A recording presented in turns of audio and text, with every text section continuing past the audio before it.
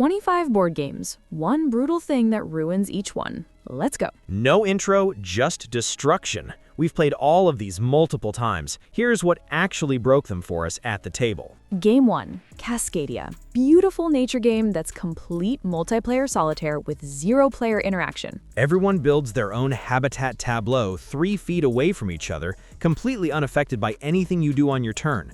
People literally check their phones mid-round because there's zero incentive to watch others play. You could play solo or with 5 people, and the experience is virtually identical every single time you play it. It's not engagement, it's everyone doing their own puzzle in the same room. That's not multiplayer, that's just playing at the same table. Game 2, Wingspan. Gorgeous production quality, but multiple simultaneous subsystems that can feel complex initially for new players. Our partner Sarah, who plays strategy games regularly, felt initially overwhelmed on her first turn. The theme helps make the design intuitive once you understand what's happening, but there's a learning curve getting there. The game can still drag with 4 or 5 players, especially with newcomers still learning the systems. And the point salad scoring has a lot of paths to victory. You're simultaneously trying to score eggs laid, tucked bird cards, bonus objective cards, round goal tiles, and specific bird powers all at once. That's broad scoring, which some people love for the flexibility, but it can feel overwhelming initially if you're tracking it all for the first time. So it's not that it's broken, it's just that first-time players need a moment to get their head around everything that's happening at once. The theme eventually makes sense of it all. Game 3, Everdell. First half is absolutely delightful. Adorable creatures into gorgeous tree, combos flowing naturally. You're smiling at production and theme integration. By round 3, your hand can become challenging if deck variance hits wrong. You need construction workers but only drew berry tokens. You need berries but only have worker cards in hand. We played 6 different sessions, and this hand management pattern showed up in most games. But here's the thing. The game remains remarkably well balanced throughout. Games are often miraculously close, with players finishing within 10 points or fewer of each other. It's hard to run away with a huge lead, which is actually fantastic for keeping everyone engaged the entire time. So deck variance creates legitimate tension and hand management challenges, but the game doesn't punish you brutally for it. You can absolutely come back from a rough turn. It's worth sticking with because the balance genuinely shines through over multiple plays. Game 4, Spirit Island. Cooperative puzzle that's mechanically brilliant until you crank the difficulty setting way up from base level. At low difficulty, it's absolutely trivial to solve. Everything works out mathematically with minimal effort.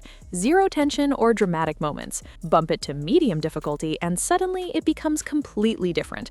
Brain melting, where you're tracking 30 simultaneous systems and one bad choice 6 turns ago ruins everything cascading down. The sweet spot where it's actually engaging and fun is razor thin and hard to hit. We've hit it maybe once every 7 or 8 plays, only when everyone showed up mentally focused and prepared.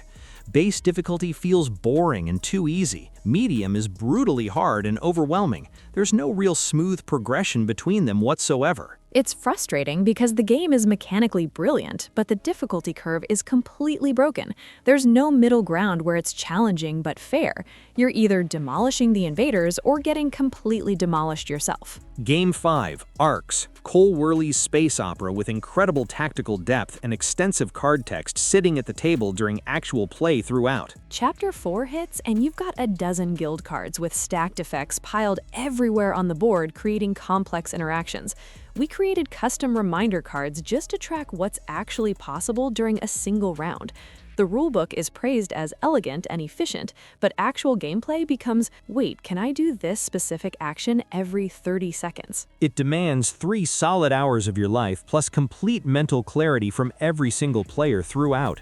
One distracted person and the whole game slows to molasses immediately. The extensive card text and complex interactions are real. People praise the elegant design online, but you're constantly rereading card abilities every round during actual play. It's elegant in theory, but cognitively demanding in practice. And you can't just skim abilities because missing one interaction breaks your entire strategy. One person zones out for one turn, and suddenly everyone's confused about what's possible. It's a lot of cognitive load for a trick-taking game. Game 6, Dune Imperium. We've played 20 times, and deck variance can significantly disadvantage certain draft positions and turn order sequences consistently. We spent a session where I drew combat daggers, literally just military daggers, every draw when I desperately needed spice tokens for locations.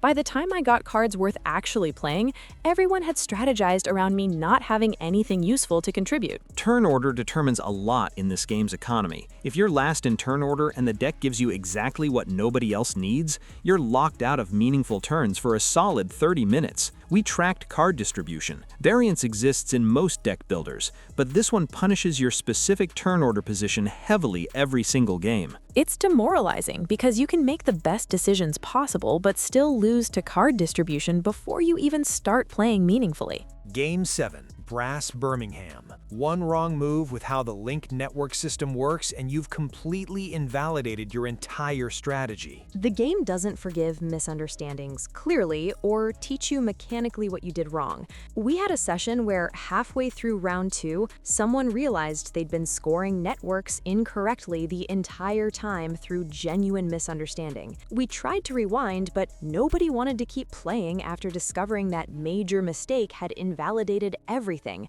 Rules elegant until they're not, then brutal punishment. It's not just losing, it's realizing you wasted 2 hours on a game you were playing wrong the entire time. That kills the motivation to continue or play again soon. 7 Wonders Duel. 2-player civilization builder that's mechanically elegant until one player assembles the science card strategy effectively. We've played 18 games now. If blue gets 3 related science cards by age 2, the other player faces an extremely uphill battle for the remaining ages. Science can scale powerfully and become difficult to counter, but it's not a guaranteed win. A determined opponent can still interfere with the science path and score aggressively elsewhere. One session, partner got 3 identical science symbols by turn 4. I spent the last 30 minutes at a significant disadvantage mathematically. Not fun being dramatically behind so early, but not completely unwinnable if I'd drafted better counterplay earlier. The asymmetry creates some imbalanced moments, but it's not a pure blowout every time. Game 10, Ticket to Ride. We love this game, but someone blocks your critical route 6 rounds ago and you don't find out until endgame when you reveal tickets. You get hit with negative points for something already decided before you knew you were failing on that route. The game doesn't warn you until too late to adjust strategy meaningfully. We house-rolled visible tickets in all our games because stock gameplay hides critical strategic information from players unnecessarily. Game 11, Blood Rage. Lose one key battle round 2 and you're spending significant time watching everyone else maneuver for the remaining game. The snowball effect is substantial. Your armies are reduced, territories controlled by others. One player won a single early critical battle, and the rest of the table struggled to stay competitive by endgame. The punishment for losing early is considerable participation drop. You're not meaningfully playing anymore after that point, just calculating endgame scores. Game 12, Azul. The floor line is a design tax on anything remotely fun or interesting strategically. One mistake means dumping tiles to negative points as punishment. We've never had a game where someone didn't feel cautious about experimenting. It actively encourages conservative play over creative attempts. Games 13, Gloomhaven, 6-month campaign. Discovered month 3, we'd been playing an ability completely wrong the entire first campaign. Couldn't rewind because 20 sessions had gone by under wrong rules. One missed rulebook detail silently ruins dozens of hours invested. The rulebook has so many subsystems and exceptions that rulebook mistakes are inevitable and invisible during actual play. Game 14, Scythe. Marketed as a war game with gorgeous mechs, but actually punishes fighting other players throughout gameplay. Economic engine players print resources freely while you burn them on military action. Every new player we taught expected confrontational competitive gameplay. It's absolutely not that kind of game. It's an economic engine builder wearing mechs as window dressing. Attacking costs you mobility next turn. Fighting is objectively bad strategy in a game about mechs, which is conceptually wild when you think about it. Game 15, The Crew. Brilliant cooperative trick-taking design, except you need the exact same group every time with consistent focus. One distracted player ruins everything immediately. We tried rotating players in. Disaster for campaign continuity. Game thrives on shared narrative progression and consistent participation. Bring one distracted friend and the campaign arc suffers significantly. Game 16, Pandemic Legacy. Legacy moments are incredible when they work correctly, but you're probably misplaying mechanics somewhere throughout the campaign. Most of your campaign, you're misplaying something mechanical. By 3 scenarios in, you've locked permanent story elements based on faulty understanding. Best dramatic moments happen in the first playthrough you likely did wrong. It's bittersweet. We're definitely not going back through old sessions to verify. Ignorance is absolute bliss here. Game 17, Codenames. Party game until new players don't understand the clues and awkward silence replaces fun. The clue giver walks a razor line between clever and intuitive that new players haven't calibrated. You end up laughing at confusion or being genuinely annoyed. Sometimes clues make zero sense, and the game becomes 20 minutes of awkward silence instead of party fun. Game 18, Terraforming Mars. Half the massive deck is completely useless with your specific corporation choice at game start. Card variance brutal. You draw cards and instantly know they're dead weight that doesn't synergize. One player drew 3 cards that literally didn't work with their corporation. Played anyway because turning down resources is bad, but felt like the game hated them personally that evening. Game 19, Great Western Trail. Same circular route many times throughout the game, improving incrementally each loop. Theme promised adventure and frontier exploration. Actual gameplay is improve deck so you move fractionally faster next loop. Both felt drained by repetition after 2 hours of walking the same path repeatedly. Game 20, Twilight Imperium. 8-hour day commitment, full group attendance, full mental energy required throughout. Miss one element and you're slogging through 4 hours with zero payoff. We started at noon, everyone exhausted by 4 p.m. with 90 minutes remaining. Nobody was having fun, just trying to end it. One person tired, one distracted, one didn't read faction carefully. Whole game becomes a slog experience. Game 21, Nemesis. Cinematic horror only if everyone memorized every icon perfectly beforehand. We kept asking, what does that symbol mean? Trying to escape with tension, but constantly checking the 50-page rulebook. Can't maintain immersion checking references constantly. Game 22, Sea Salt and Paper. Push your luck game with luck-dependent top-decking outcomes. Lucky draws dramatically influence outcomes. One player hit consecutive perfect draws and snowballed effectively. Another session, different player, similar pattern. Variance inherent to the design, not pure strategy. Game 23, Slay the Spire board game. Imports video game grind without instant restart mechanic that made the video game addictive. Board game setup takes 20 minutes for a scenario you've played before. Video game has instant restarts rewarding learned knowledge. Board game is spend 40 minutes setting up for content you've memorized. Breaks the roguelike loop. Game 24, Planet Unknown. Lazy Susan gimmick novelty can wear off after multiple plays. Asymmetric starting boards create some imbalance. One player sometimes had better board layout by seating position.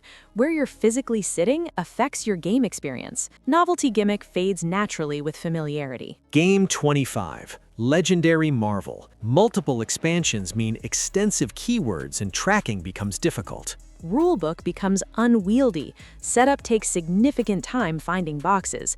By turn 3, nobody knows expansion-specific symbols without checking references. Expansion bloat is real. Here's what we learned. We genuinely enjoyed many of these games, loved some, but acknowledging specific frustrations versus what the box promises, completely different experience. The patterns, some punish luck heavily, some punish learning curves, some punish risky strategies. Once you understand the specific challenge, decide if it's your kind of game. These games have dedicated fan bases, despite their specific quirks. Half are genuinely great when you know what you're getting. Walking in blind thinking Cascadia has deep interaction or Spirit Island plays smoothly at medium difficulty, that's disappointment every time. But informed expectations change everything. The worst thing about a game isn't always a deal breaker. Sometimes it's just requiring the right group, the right mood, or honest expectations going in. Context matters way more than people realize. 25 games, and we kept our actual experience front and center. We found these specific issues frustrating at our table. Different groups will have different experiences based on their preferences and playstyles. Thanks for hanging with us while we got honest about games we genuinely care about deeply. We're Board Game Critique, and we'll see you in the next one. We'll keep playing all these games, especially the frustrating ones. That's the beautiful curse of being a board gamer. See you next time!